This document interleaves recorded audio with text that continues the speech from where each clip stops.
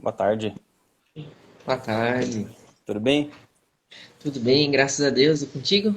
Tudo bem também, graças a Deus. Mais um Bom, sábado juntos aí, tentando graças a Deus. acertar as questões de áudio e vídeo, melhorando Sim, tá progressivamente, me né? ouvindo bem? Tô ouvindo bem, tô ouvindo bem. Ótimo, Tá me ouvindo também? Tudo tranquilo com o áudio tô aí? ouvindo. Boa tarde, Semana Cássio. passada, a Caixa tá aí. Semana passada eu vi que o áudio, o vídeo meu ficou meio. A luz ficou indo e voltando. Tentei arrumar outro canto aqui pra ver se a luz dá Se uma melhor. melhorada. Vamos ver se dá É, pra melhorar o volume aqui. pouco a gente vai acertando. É isso aí. Amanda, Manda chegando, o pessoal tá chegando. Vai. Quando terminar essa fase de pandemia, a gente vai ter que arrumar um. Por esse livro aqui, eu tô pensando no próximo já. Depois desse livro, temos que arrumar um outro para poder continuar nesse horário aí. O pessoal tá.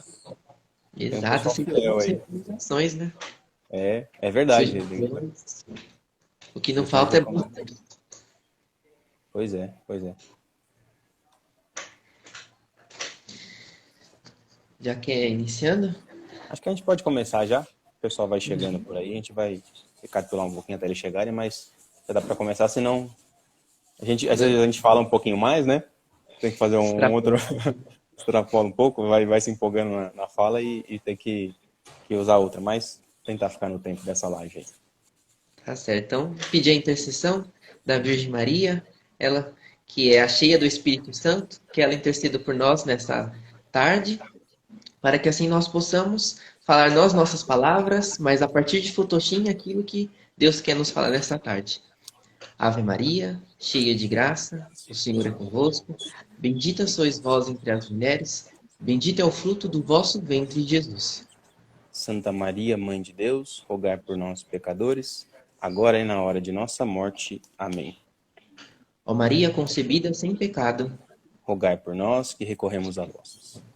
em nome do Pai, do Filho, Filho do do Espírito Espírito Santo. Santo. Amém. Amém. Pois bem, então a gente viu na última live aquele episódio de João Batista, né? Viu todas aquelas questões, né? E aí Fulton Sheen diz pra gente, e os evangelhos narram, né?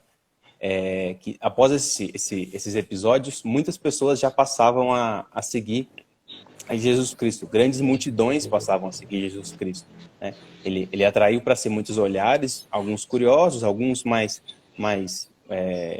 digamos assim, não tão profundamente, intimamente ligados a Jesus Cristo, mas algumas pessoas já enxergavam que ele era o Cristo que deveria vir. Né?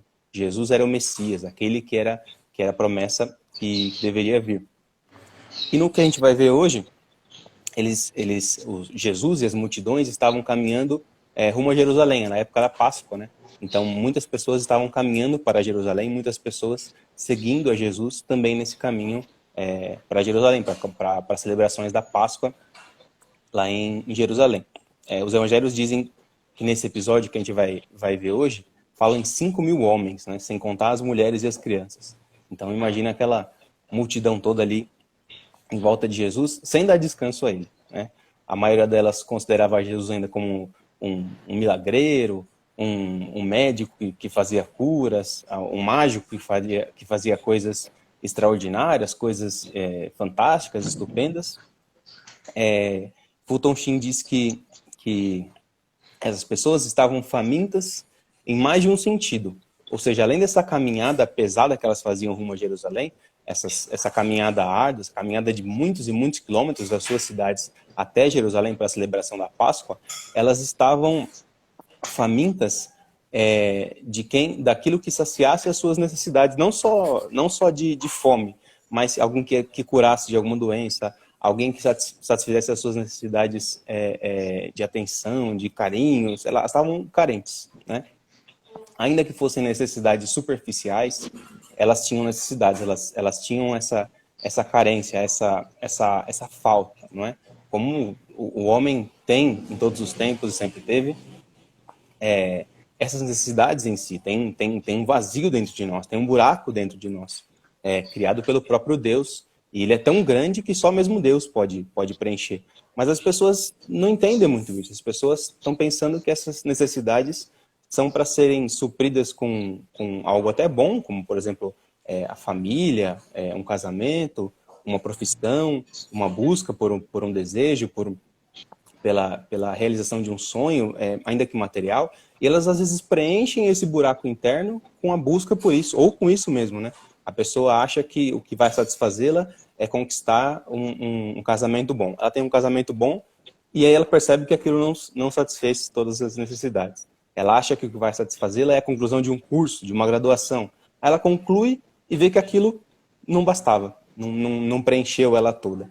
Então as pessoas têm as suas necessidades. O ser humano tem essa vontade, esse desejo de buscar algo que o complete, que o faça satisfeito por todo, né? No entanto, as pessoas geralmente não colocam esse desejo, essa busca por algo que as preencha, no que é o verdadeiro, né? No que é, como Jesus diz a Marta e a Maria, o único necessário, que é Ele próprio. Ele próprio criou esse buraco, esse vazio dentro de nós, para que Ele mesmo seja o motivo de preenchimento, o motivo pelo qual nós busquemos para que preencha esse buraco que há em nós.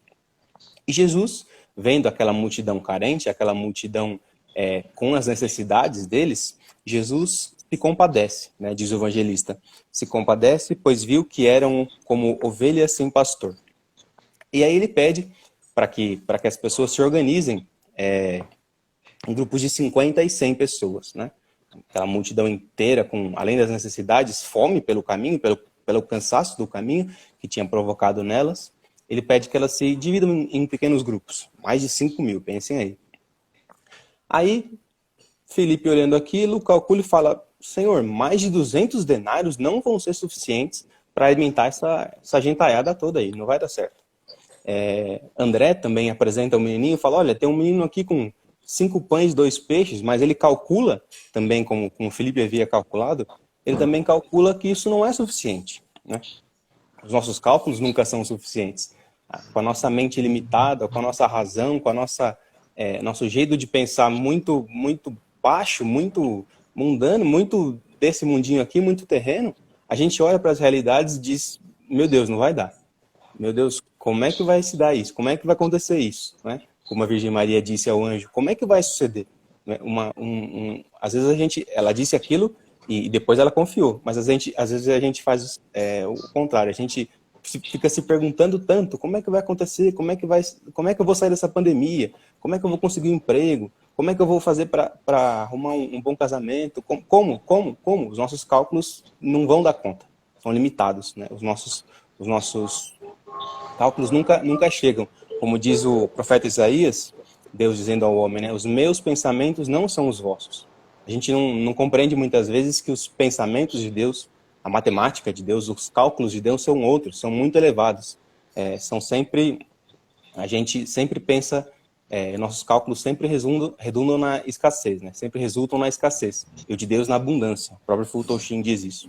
A matemática de Deus sempre há abundância. Sempre onde abundou o pecado, superabundou a graça, né? Hoje eu ouvi uma frase, agora há pouco, se não me engano, é do próprio Fulton, que diz que as nossas culpas são grão de areia perto de toda a praia que é a misericórdia de Deus. De toda a extensão de areia da praia que é a misericórdia de Deus. Então os nossos pensamentos são sempre um ínfimo, um átomo perto da universalidade, perto da grandeza que é Deus. Pois bem, mas apesar dos nossos raciocínios limitados, Jesus acolhe aquilo que nós temos, como acolheu ali os 5 pães e 2 peixes. E como diz o evangelista Marcos, erguendo os olhos, abençoou-os, partiu-os e os deu a seus discípulos, para que lhes distribuíssem e repartiu entre todos os 2 peixes, né? Então eles repartem aquela pequenez que eles tinham e apresentaram a Jesus Cristo, e o evangelista diz que todos foram saciados, de modo que eles recolheram ainda cestos com sobras daquilo lá, né? Como poderia aquele pouquinho de coisa que o homem ofereceu a Deus produzir tanta coisa, produzir tanta abundância de coisa? A matemática de Deus realmente, como diz Fulton Sheen, é abundante. Sempre há abundância nos pensamentos, nas graças, na misericórdia e em tudo que Deus oferece ao homem. O que o homem oferece a Deus sempre um pouquinho e às vezes ainda assim querendo tomar de volta, né? Eu ofereço, mas nem tanto, né? Imagina aquele menino com 5 pães e 2 peixes, é tudo que eu tenho, Senhor. Eu vou oferecer tudo que eu podia comer com a minha família para o Senhor. Eu não sei o que o Senhor vai fazer com 5 pães e 2 peixes. Vai alimentar esses 5.000 homens? E vai tirar de mim, da minha família, esses 5 pãezinhos e 2 peixes aqui? É tão pouco, parece, para te oferecer. Então o menino devia também ter até uma certa resistência ele entregar.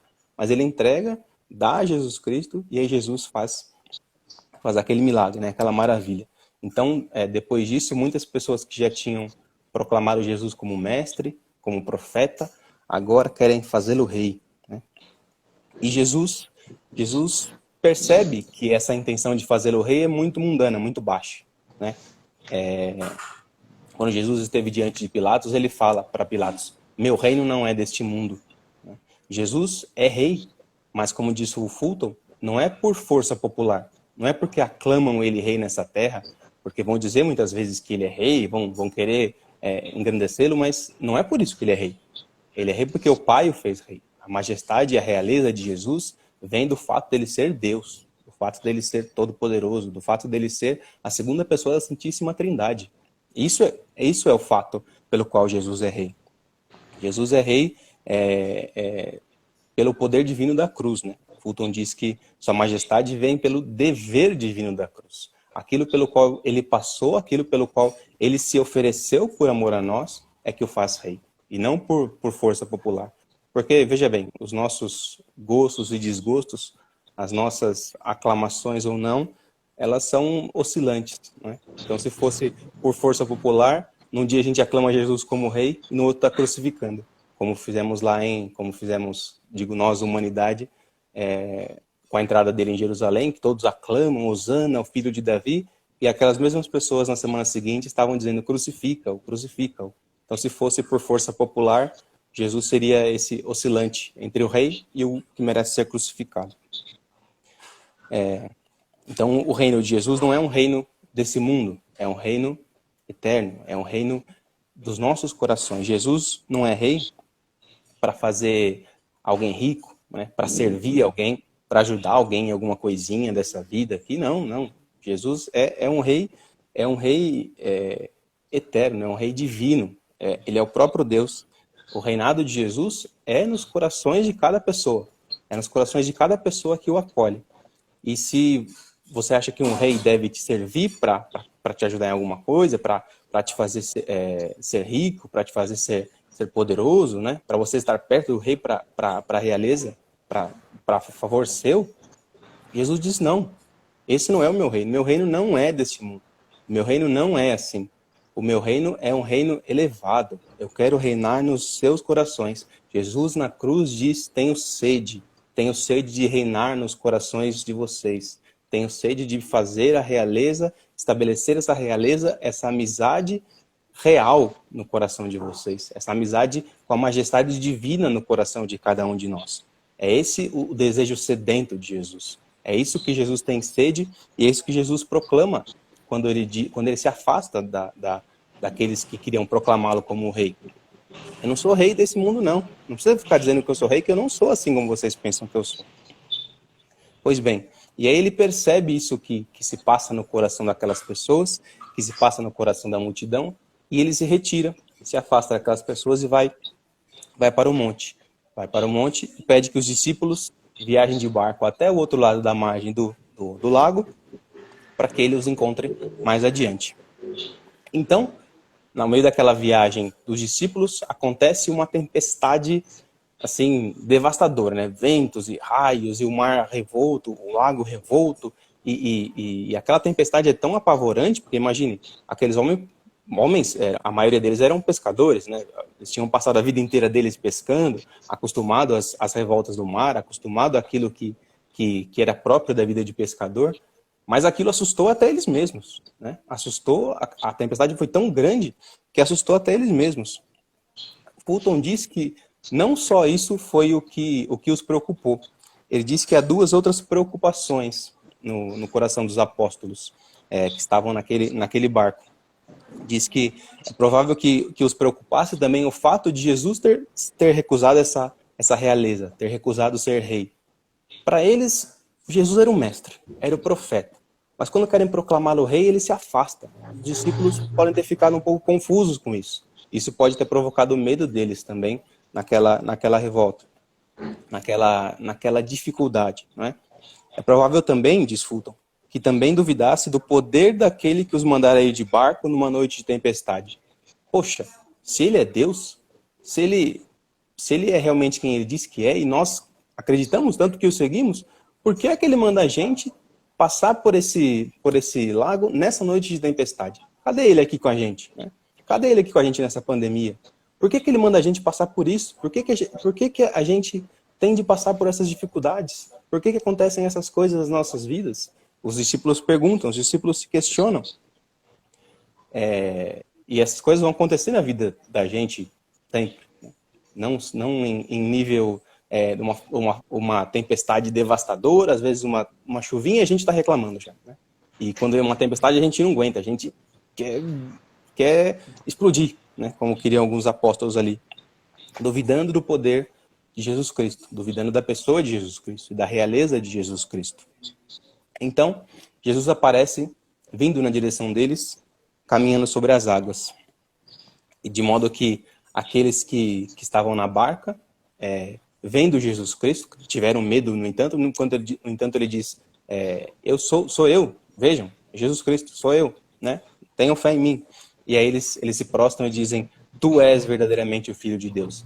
Passando por aquela dificuldade, passando por aquelas dúvidas, passando por aqueles questionamentos internos deles, no final eles reconhecem, tu és o verdadeiro Filho de Deus. Então essas dificuldades que se passa na vida, que a gente passa na vida, são para fortalecer essa fé em Jesus Cristo. São para que coloquemos a nossa confiança, depositemos a nossa confiança no poder e na misericórdia de Deus, que age sempre, que está sempre em nosso favor, que está sempre ao nosso lado. E para que reconheçamos que Ele é o verdadeiro Filho de Deus. Ele é o verdadeiro Rei, que tem o verdadeiro poder, que tem a verdadeira força para nossas vidas. Então é isso que os discípulos reconhecem ali, né? E tem um episódio peculiar nessa passagem, que diz Pedro sendo aquele impetuoso, aquele que diz em nome da igreja, aquele que fala primeiro, chega a duvidar, né, ali que é Jesus e tudo mais, e diz, se és mesmo, manda-me ir até a ti, né, e eu vou. Jesus diz, tudo bem, venha até aqui, você vai caminhar nas águas como eu estou caminhando aqui. E aí ele dá uns poucos passos e cai, e afunda. E aí levanta as mãos, Jesus o pega, né, ele pede para Jesus salvá-lo, Jesus puxa sua mão e diz a ele, homem de pouca fé, por que duvidaste? Essa dúvida de Pedro expressa também a dúvida dos apóstolos, né? Esse fato de considerar apenas o que está difícil na vida. Esse fato de olhar apenas para as dificuldades, para as realidades que machucam, as realidades que são difíceis de aceitar, de viver, de levar a vida adiante. Olhando só para essas dificuldades, não se chega a lugar nenhum. Não se chega de fato, a mudar de vida, a melhorar, né? A chegar a ver Jesus Cristo que diz vem, né? Diz vem. Tem uma expressão que diz que lamber feridas, né? Diz que quando você cai, quando você se machuca, não adianta você ficar lá lambendo ferida, que não vai resolver esse problema. Adianta levantar e seguir adiante, né? Não adianta, no meio das dificuldades, ficar reclamando, meu Deus, por que isso comigo? Meu Deus, por que aquilo? Olha, eu tô machucado, olha, eu caí, olha, eu me ralei. Cara, levanta e vai, que é Jesus chamando, falando vem. Jesus está adiante, está ali em frente dizendo confia e vem, confia e vem. E a gente às vezes está olhando para baixo, no meio das dificuldades, querendo sei lá o quê, em vez de olhar para diante, para cima, para o alto, onde Jesus está, fica olhando para baixo, para as nossas pequenezas, para as nossas miudezas, para as nossas dificuldades aqui, e não sai delas, fica patinando nelas aqui. Não adianta. Né? Pois bem, então os apóstolos chegam do outro lado do rio, chegam na outra margem do rio, e Jesus também chega lá, e ele encontra o povo no dia seguinte. Ele encontra aquela multidão toda que o procurava, né, que ele tinha abandonado quando ele abandonado assim, deixado quando ele desvoou ao monte, porque eles queriam proclamá-lo rei. E aí Jesus reencontra essa população, reencontra esse povo na sinagoga de Cafarnaum. E aí ele diz ao povo assim: em verdade vos digo, buscai-me, não porque vistes os milagres, mas porque comestes dos pães e ficastes fartos. Jesus diz àquele povo: vocês estavam me procurando, não porque vocês viram que eu sou Deus, não porque vocês reconheceram no milagre uma indicação divina da pessoa de Jesus Cristo, mas vocês estão procurando Jesus Cristo porque vocês ficaram satisfeitos, estão com o estômago cheio aí, estão com a barriga cheia.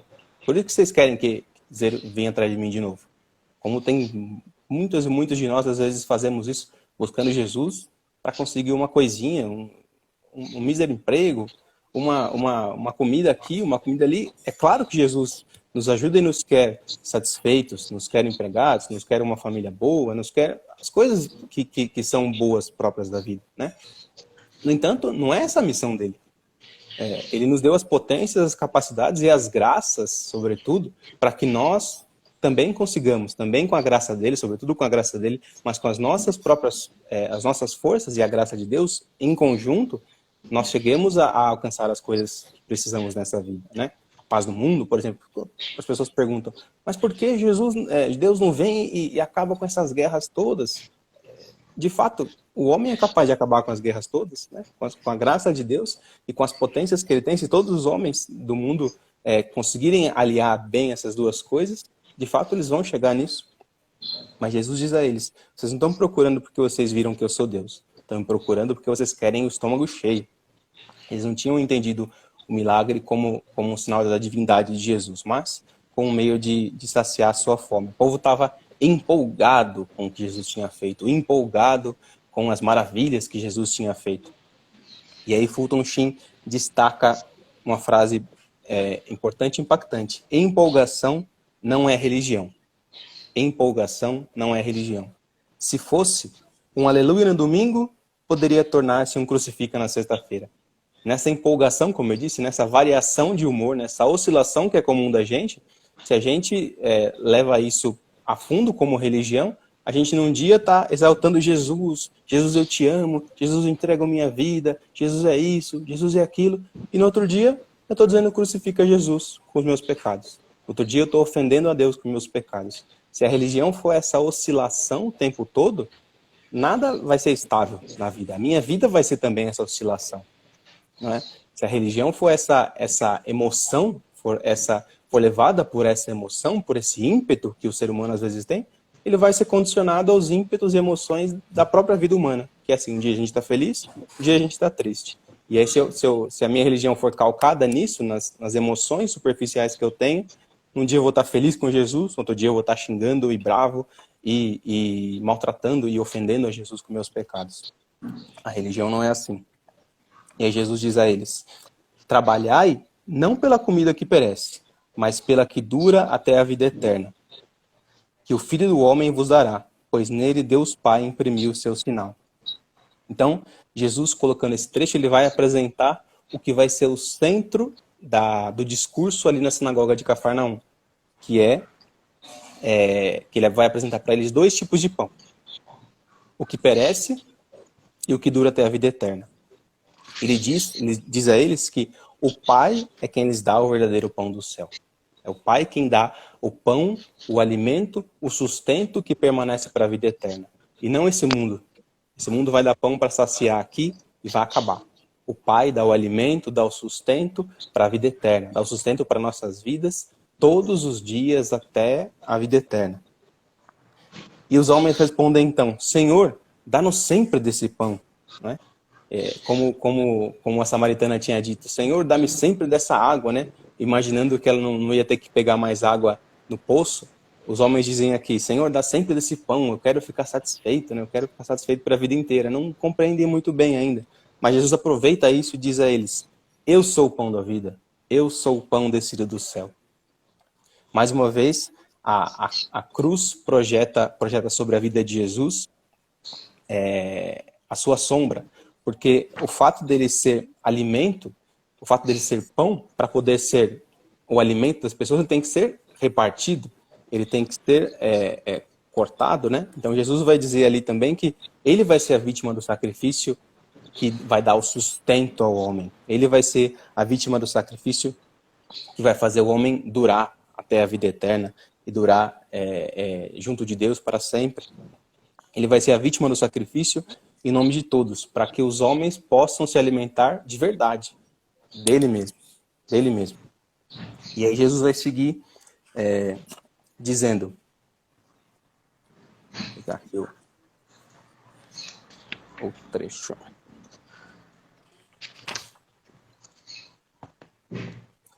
O pão que eu hei de dar é a minha carne para a salvação do mundo.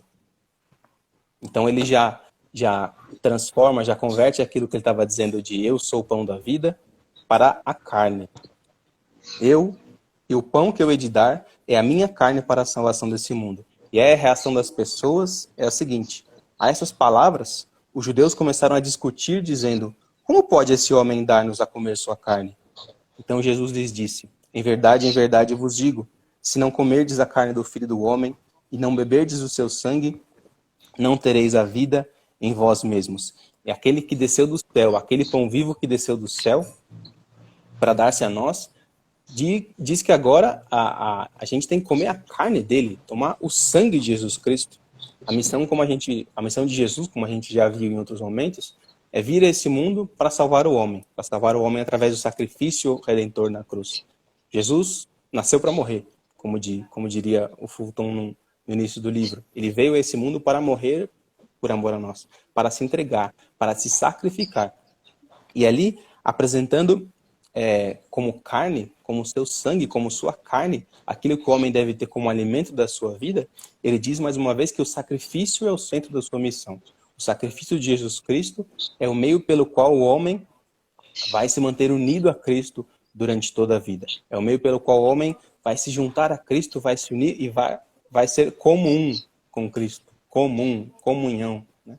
É o meio pelo qual a gente se une a Cristo nos dias de hoje, pela comunhão, pelos sacramentos. Né? É o meio pelo qual Cristo se une a nós nos dias de hoje, pelo seu sacrifício. E aí, quando Jesus diz minha carne, as pessoas se escandalizaram um pouco, né? Vou comer a carne de um homem? Como assim? Jesus queria dizer ali que ele é o verdadeiro Cordeiro de Deus. Lembra que eu disse que eles estavam na época da Páscoa, né? Caminhando para Jerusalém para celebrarem a Páscoa. E do mesmo modo como eles tinham comunhão, faziam um sacrifício, ofertavam um animal para ter comunhão com o sangue e a carne do cordeiro que eles ofereciam, do animal que eles ofereciam ali, para poder expressar a Deus essa comunhão com Deus, essa união com Deus. Jesus Cristo diz: agora esse sacrifício vai ser substituído pelo meu sacrifício, pelo sacrifício do verdadeiro Cordeiro de Deus, que João Batista já tinha apontado, João Batista já tinha predito, né?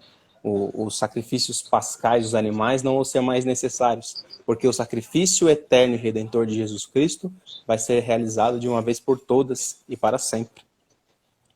Fulton Sheen apresenta uma comparação bonita para descrever esse exemplo, um exemplo bonito para descrever isso, que ele diz assim: tudo na natureza tem de ter comunhão para viver. Por meio dela, por meio da comunhão, o que é inferior se transforma no que é superior. Os elementos químicos se transformam em plantas. As plantas em animais. E os animais no homem. Ele quer dizer, os elementos químicos juntos viram uma planta. Quando o animal come a planta se transforma no animal. Quando o homem come o animal, ele meio que absorve aquilo que o animal tem também. E o homem? Ele não deve também elevar-se pela comunhão com aquele que desceu do céu para tornar o homem um participante da natureza divina? Então a comunhão do homem é com Jesus Cristo. É com Deus. Deus vivo e verdadeiro, uno e trino, que veio na segunda pessoa da Santíssima Trindade habitar no meio de nós, e nós comungamos com ele para poder ele nos elevar, nos divinizar, nos transfigurar. É isso que Jesus faz conosco por meio da comunhão, por meio dos sacramentos. As plantas que alimentam os animais não vivem em outro planeta. Os animais que alimentam os homens não vivem em outro mundo. Se Cristo então tinha de ser a vida do mundo, tinha de fazer morada entre os homens, como Emanuel, Deus conosco, suprindo a vida da alma, assim como o pão terreno é a vida do corpo. Então, para que essa necessidade do ser humano seja repleta, seja satisfeita, essa necessidade seja saciada, é necessário fazer comunhão com o corpo e o sangue de Cristo.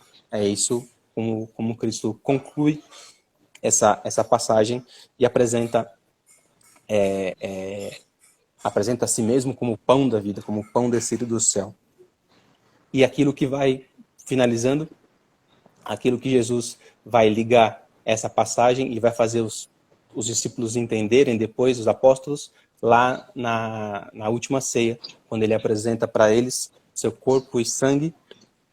E Fulton diz: no último desejo e testamento, deixou aquilo que, ao morrer, nenhum outro homem fora capaz de deixar, a saber, seu corpo, sangue, alma e divindade, pela vida do mundo. Ele que era o Cordeiro de Deus, ele que era o pão vivo descido do céu, aquele pão pelo qual a comunhão com ele nos faz elevar-nos, divinizar-nos, nos faz unir de modo tão especial e particular a Jesus Cristo. Esse é o modo pelo qual Jesus vem e se oferece a todos nós. Sim, assim como o trigo, para se tornar o pão, precisa morrer, da mesma forma, Jesus, a se dar no pão, ele vai precisar então passar pela cruz, né, pelo sofrimento, pela dor. E Fulton ele diz algo interessante em continuação, justamente essa passagem da incompreensão das pessoas, né? Ele diz que a verdade não nos torna popular. Que se Jesus quisesse aquelas multidões continuassem a segui-lo, se quisesse que mais e mais pessoas o acompanhassem, bastava ele fazer das suas palavras apenas figura de linguagem, amenizar as suas palavras, aquilo que ele desejava, simplesmente satisfazer o povo sem exigir nada deles. Mas, justamente ao contrário, né? Jesus, que é a própria verdade, se revela e, ao se revelar como verdadeiramente pão, verdadeiramente bebida, descida do céu, começa a ocorrer a divisão. As pessoas começam a se separar de Cristo. Da mesma forma, ele vai dizer que é o que acontece hoje, com as seitas dentro do cristianismo, como ele diz, onde o homem, a partir de si, quer definir o que é a verdade, o que é o fato, qual é o caminho que eles querem seguir, o que eles querem acreditar como verdade. E por isso, na medida em que aquele meio onde eles estão já não condiz com aquilo que eles esperam, eles simplesmente saem e vivem a partir da sua verdade, que é exatamente o que acontece. As pessoas esperavam um rei que saciasse, como você disse, suas necessidades básicas, pão. E assim, quando Jesus se recusa a ser esse rei do pão, as pessoas começam a se afastar, dizendo, como eles vão dizer, suas palavras são muito duras, quem é que pode escutá-la? Quem é que pode ouvi-la? Então, pouco a pouco, eles vão se afastando. E os que sobram com Jesus são exatamente aqueles 12 que ele escolheu. Como ele vai dizer, não vos escolhi eu todos os 12?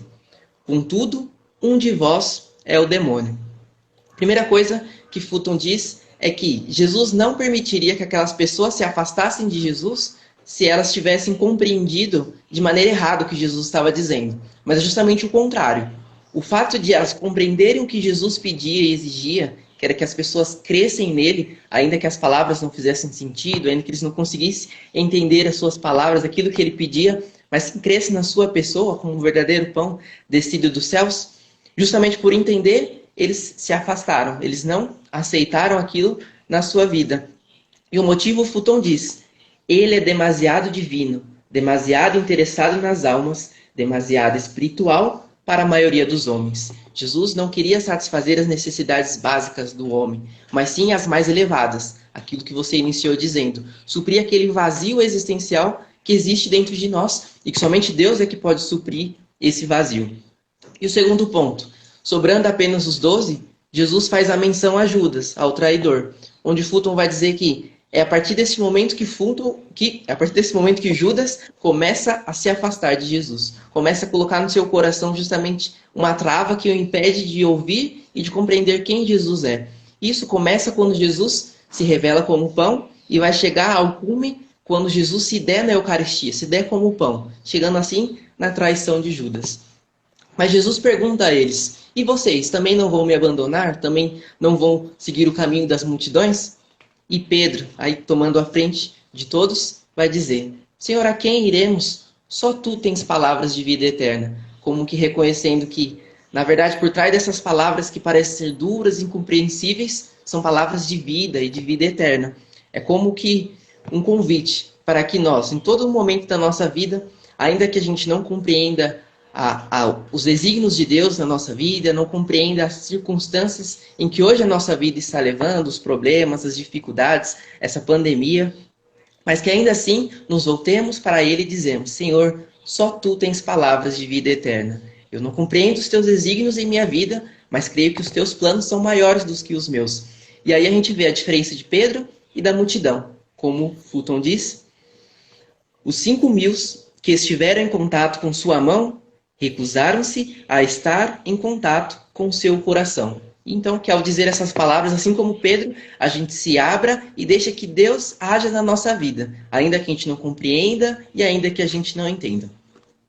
Partindo para o capítulo 16, Fulton vai dizer que Jesus, durante toda a sua vida pública, ele vai tentar vincular a sua vida, a sua missão, através das suas palavras, dos seus gestos, dos milagres e sinais, com as dos discípulos.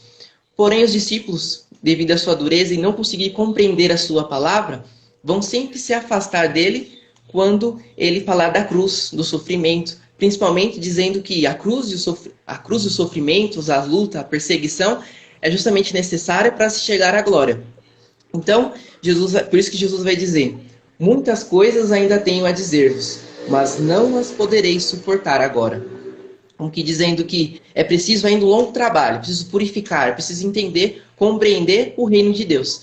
E Fulton vai mostrar isso nesse capítulo, apresentando 2 pontos, que é a questão da pureza e da pobreza, como necessário justamente para compreender o reino dos céus. Como ele vai dizer, sexo desregrado podia tornar-se luxúria, desejo desregulado por propriedade poderia tornar-se avareza. Então, a partir desses 2 pontos, ele vai pegar 2 passagens de Jesus e vai apresentar a forma correta de a gente compreendermos justamente a pureza e a pobreza. Começando pela pureza, ele pega justamente a passagem onde os fariseus perguntam para Jesus a respeito do divórcio, se ele era lícito ou não. Existia naquela época uma grande divisão entre eles mesmos, os judeus, onde alguns acreditavam que o divórcio era lícito, era permitido apenas em motivos graves, enquanto outros acreditavam que bastavam motivos triviais. E ainda tinha o problema de eles estarem cercados pelos romanos, que praticavam o divórcio abertamente, e ainda tinha Herodes, que, como vimos na última live, vivia com a mulher de seu irmão. E Jesus, ao responder, ele vai fazer aquilo que a gente vem vendo ao longo desses capítulos, né? Ele nunca vai responder simplesmente sim ou não, mas ele vai ao cerne do problema. Ele vai dizer: no princípio não era assim. Já relembrando justamente a origem do homem, onde Deus quis que o homem se unisse à mulher. É da vontade de Deus a união. E mais do que isso, Jesus vai elevar o sacramento, relembrando e dizendo as palavras que lemos no Gênesis. Assim já não são 2, mas uma só carne. Portanto, não separe o homem o que Deus uniu. Então, Jesus vai apresentar a maneira correta de viver a pureza, fazendo a vontade de Deus, da união legítima do homem e da mulher, que não se separa com a vontade do homem, uma vez que Deus já uniu e selou essa união. E, então, um simples papel não é capaz de desfazer essa união feita por Deus. Mas, Jesus vai dizer que, por causa da infidelidade de alguns, por causa daqueles que extrapolam aquilo que é ilícito, justamente na união, é necessário aqueles que vão recusar até o que é lícito e permitido, justamente para purificar esses erros. Como Jesus continua dizendo: nem todos são capazes de compreender o sentido dessa palavra, mas somente aqueles a quem foi dado. Porque há eunucos que o são desde o ventre de suas mães, há eunucos tornados tais pelas mãos dos homens, e há eunucos que a si mesmos se fizeram, eunucos por amor do reino dos céus. Quem puder compreender, compreenda. Então ele vai mostrar a segunda forma de vivermos a pureza, que é o celibato, que é justamente aqueles que vão abrir mão daquilo que é permitido e lícito, justamente tendo em vista o reino dos céus. Mas ele vai dizer que existe 3 tipos. Primeiro, aqueles que por desígnios de Deus já nasceram eunucos. Existem aqueles que se calam para a voz de Deus, com a sua palavra, e vão em busca do mundo, buscar justamente os prazeres da carne, justamente viver a partir das suas verdades. Mas existem aqueles que buscando a vontade de Deus, vivem o celibato como uma forma de viver intensamente a pureza requerida por Deus. Justamente ofertando a Deus aquilo que era lícito e permitido, era a vontade de Deus, a união do homem e da mulher, mas o faz de forma a pensar no reino de Deus, como todos os celibatários, que justamente são a sua vida que purifica os excessos e as faltas daqueles que não vivem essa fidelidade a Deus. Então, dessas duas formas, Fulton apresenta como Jesus diz, como devemos viver a pureza, de forma lícita e a partir da vontade de Deus. E o segundo e último ponto é a questão da pobreza, quando a gente vê no aspecto da propriedade, se é lícito ou não termos propriedade. Pois, como ele vai dizer, assim como o sexo é um instinto dado por Deus para a perpetuação da raça humana, também o desejo de propriedade, como prolongamento do ego de alguém, é um direito natural sancionado pela lei natural. Fulton diz que uma pessoa pode dizer que ela é livre internamente justamente por ela possuir uma alma que é livre, um dom de Deus, uma alma capaz de gozar da liberdade. E que da mesma forma, uma pessoa, para ela se dizer que ela é livre exteriormente, ela pode ter, então, uma propriedade para se chamar de sua, da mesma forma como ela chama a sua alma de sua. Porém, ele mesmo diz, assim como o excesso da carne produz luxúria, pois a luxúria é o sexo no lugar errado, também pode haver uma desordem do desejo de propriedade, até tornar-se ganância, avareza e agressão capitalista. Então, justamente para compreendermos a questão da propriedade versus da pobreza, ele nos traz a passagem do jovem rico. Como sabemos, o jovem rico se aproxima de Jesus e pergunta o que é necessário para alcançar a vida eterna. Mas a primeira coisa que Fulton nos chama a atenção é a questão da retidão desse jovem, que é ele que vai e procura Jesus. Ele que se aproxima de Jesus de forma aberta, livre e espontaneamente, ao contrário de Nicodemos, que o procurou à noite, o jovem o procura de dia, durante o dia. E ele pergunta, mestre, que devo fazer de bom para ter a vida eterna? Ou, em outras palavras, o que devo fazer para ser salvo? E Jesus, primeiramente, ele responde, por que me chamas bom? Só Deus é bom. E como Fulton ressalta, Jesus não estava recusando a verdade de que ele era Deus, mas o contrário. Ele queria, já desde o começo do diálogo, fazer com que aquele jovem viesse a reconhecer que ele era o próprio Deus. Reconhecê-lo e chamá-lo como o Cristo, o Filho do Deus vivo. Como sabemos, Jesus diz que o que é necessário é cumprir os mandamentos, na qual o jovem cumpre desde a sua infância. Então, Jesus, diante daquela realidade, diante daquele jovem que já cumpriu o que era necessário para ser salvo, ele oferece algo a mais a Cristo. Às vezes a gente tem essa imagem negativa do jovem rico, justamente pelo desfecho da história, né? Que ele vai sair desapontado e triste. Mas se pararmos para pensar, aquele jovem, desde a sua infância, já fazia o que era necessário para ser salvo. Cumpria os mandamentos, se esforçava para seguir a Deus, talvez fugir das ocasiões de pecado. Para essas pessoas que se esforçam, Deus tem algo a mais a oferecer. Aqueles que já buscam o caminho da salvação, Deus tem uma nova proposta. Se queres ser perfeito, vai, vende teus bens, dá aos pobres e terás um tesouro no céu. Depois vem e segue-me. Então, Jesus oferece àqueles que buscam salvação a santidade. Como ele mesmo disse, sede perfeitos, sede santos, como o vosso Pai que está no céu é santo. É desejo dele que nós sejamos. Então, da mesma forma que ocorre com o jovem rico, Deus também nos oferece essa oportunidade para que aqueles que lutam durante a vida, batalham para tentar cumprir a vontade de Deus, entre quedas e tropeços, mas sempre se levantam e confiante de que Jesus é aquele que tem palavras de vida eterna, Jesus nos oferece uma oportunidade de darmos passos justamente na nossa intimidade com Ele. Mas talvez a gente pense que para isso seja necessário aquilo que Jesus pediu ao jovem rico, né? Abrir mão de toda a sua riqueza. Mas como Fulton bem nos lembra, Jesus não pediu o mesmo para outras pessoas, como ele vai dizer. O Salvador permitiu que Zaqueu, um colhedor de imposto, preservasse metade de seus bens. José de Arimateia, depois da crucifixão, foi descrito como um rico. A propriedade de Ananias era dele mesmo. Nosso Senhor comeu na casa de amigos ricos em Betânia. Mas aqui estava uma questão de um jovem que perguntou o que ainda lhe faltava no caminho da perfeição.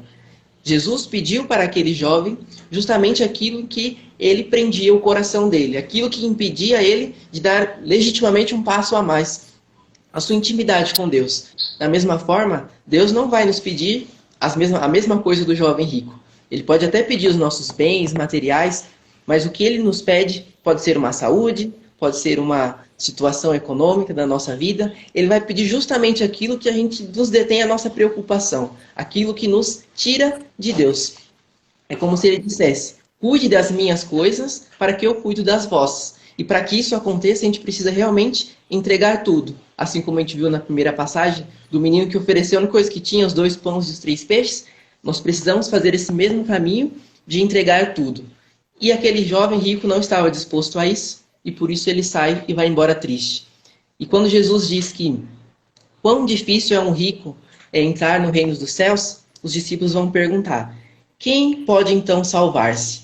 A que Jesus responde: aos homens isso é impossível, mas a Deus tudo é possível. Como que dizendo que a salvação não depende da quantidade de ações que nós fazemos ou ainda da quantidade de bens que nós temos, mas justamente é um dom de Deus que dá àqueles que se dispõem a buscá-lo, que se dispõem a segui-lo, a cumprir seus mandamentos, a se afastar das ocasiões de pecado e entre quedas e tropeços sempre confia em nosso Senhor.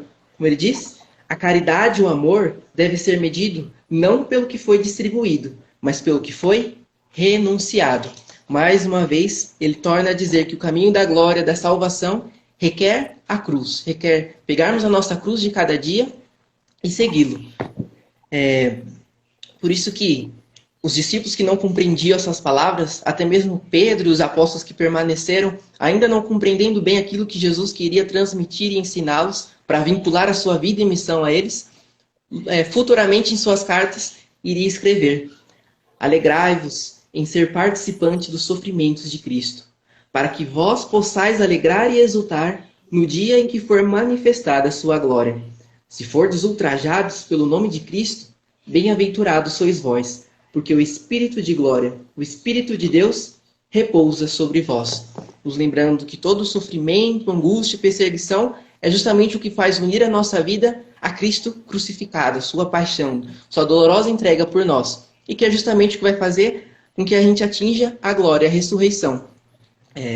No Evangelho de hoje, a gente vê a figura daquela mulher viúva que oferece apenas 2 moedas como oferta, que comparada ao que os fariseus entregavam, eram nada. Mas Jesus exalta justamente ela porque ela entregou tudo o que tinha, assim como o jovem com o pão e o peixe. Da mesma forma, o Pai, ele nos entregou tudo o que ele tem de mais precioso, que é o seu Filho. E o seu Filho, nosso Senhor Jesus Cristo, se entregou por inteiro, toda a sua vida, por amor a nós. O que ele nos pede é nada mais do que tudo, que a gente entregue e confie nele toda a nossa vida, tudo aquilo que hoje ocupa a nossa atenção, a nossa preocupação e que tira Jesus, que tira Deus do centro da nossa vida. De modo especial, o que ele pede que a gente entregue é a nossa vida, a nossa liberdade e todo o nosso futuro. Assim, a gente aumenta a nossa confiança e dependência na pessoa de nosso Senhor Jesus Cristo. E quem melhor confiar e depender, né? Exatamente. Não há. Melhor confiar e depender em todo Jesus Cristo do que as nossas pobres e limitadas forças e limitações. Levemos sempre o nosso olhar a Jesus Cristo, sobretudo nesses tempos de dificuldade. A gente costuma dizer nesses tempos de dificuldade, mas a gente olha a vida como um todo e a vida é um tempão de... É um caminho tem as pedras no caminho, né? Tem algumas alegrias que marcam esse caminho, nos deixam revigorados para seguir adiante, mas ela costuma ser esse caminho de árduo empenho, trabalho e confiança, sobretudo. Confiança na misericórdia de Deus e entrega das nossas vidas e das nossas preocupações de Jesus Cristo, para que, como você disse, Ele tome conta das nossas coisas e nós cuidemos daquilo que Ele nos propõe. Pois bem, encerramos então mais 3 capítulos do livro Vida de Cristo. Terminamos assim mais essa live. Mais alguma coisa a acrescentar, Thiago? Não, só agradecemos mais uma vez aqueles que conseguiram participar conosco nessa tarde. Deus abençoe a todos. Amém. E nos vemos semana que vem, então. Nos vemos semana que vem. Sábado que vem, às 14h. Almocem cedo e venham para a live. Tá bom? Fiquem com Tchau, Deus. tchau. Até mais. Tchau, tchau.